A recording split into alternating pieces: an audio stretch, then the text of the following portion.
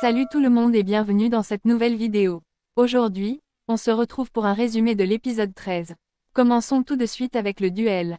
Les équipes des roses et des bleus se sont affrontées, et c'est finalement l'équipe des bleus qui a remporté ce défi. Le but du duel était de transporter des noix de coco lourdes à l'aide de 2 longs bâtons en bois. Plutôt compliqué, non. De retour dans la jungle, les roses étaient vraiment dégoûtées après tant d'efforts. Mais bon, pas le choix, il fallait bien y retourner. Enzo, lui, est super déçu de la tournure des événements. Il avait espéré que les roses finissent à la plage, mais finalement, ça n'a pas marché. Ce qui est positif, c'est que les 3 équipes, les rouges, violets et jaunes, sont restées loyales entre elles, et c'est pas rien. Laurent a aussi été surpris par l'entente qu'il y avait entre les bleus pendant cette épreuve, c'était presque un tout autre binôme. C'est assez fou, non? Une fois l'épreuve terminée, les équipes regagnent leurs habitations respectives.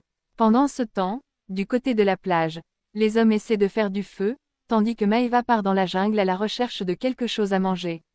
Et devinez quoi, elle trouve un ananas, qu'elle mange toute seule en cachette avant de revenir rejoindre les autres. Pas mal, non, mais de l'autre côté, les noirs sont en froid, ça chauffe un peu là-bas. Anaïs, de son côté, envisage sérieusement de quitter l'aventure. Mais heureusement, Moon et Colette la rattrapent et réussissent à lui faire changer d'avis. Enfin, Kevin, lui, est à bout de force. Il rêve juste de manger quelque chose, mais malheureusement, il n'a rien trouvé à se mettre sous la dent, et en plus, pas de feu. Pas facile, tout ça. Voilà pour le résumé de cet épisode 13.